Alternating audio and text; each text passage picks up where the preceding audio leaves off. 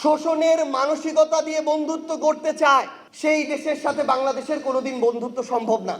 আমার বাংলাদেশের সীমান্তে একদিনে একটা জায়গায় দুইজনকে গুলি করে হত্যা করা হয়, আমার দেশের পররাষ্ট্র মন্ত্রণালয়ের সরকার প্রধানের কোনো স্টেটমেন্ট তাদের কাছে পর্যন্ত পৌঁছায় না।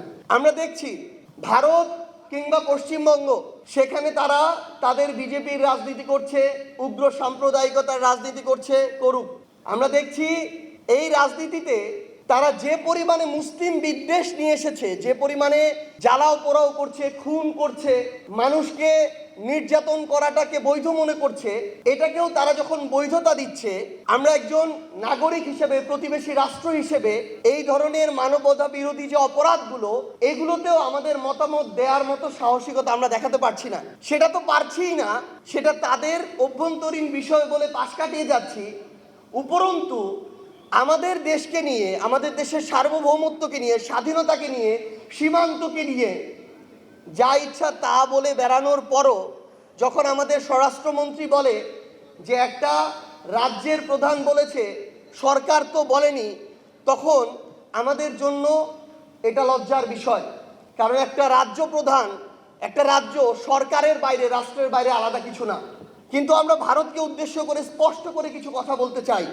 শুধু ভারত নয়, পুরো পৃথিবীতে আমরা কোনো রাষ্ট্রবিরোধী নই, আমরা ভারত বিদ্বেষীও নই, কিন্তু আমরা স্পষ্ট করে এটা বলতে চাই, শুধু ভারত নয়, পৃথিবীর যে কোনো দেশ আগামীতে যদি বাংলাদেশের দিকে আধিপত্যবাদের চোখ দিয়ে তাকাতে চায়, শোষণের মানসিকতা দিয়ে বন্ধুত্ব করতে চায়, সেই দেশের সাথে বাংলাদেশের কোনোদিন বন্ধুত্ব সম্ভব না।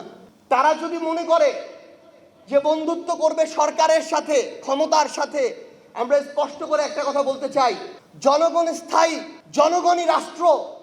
বন্ধুত্ব করলে জনগণের সাথে করতে হবে, রাষ্ট্রের সাথে করতে হবে।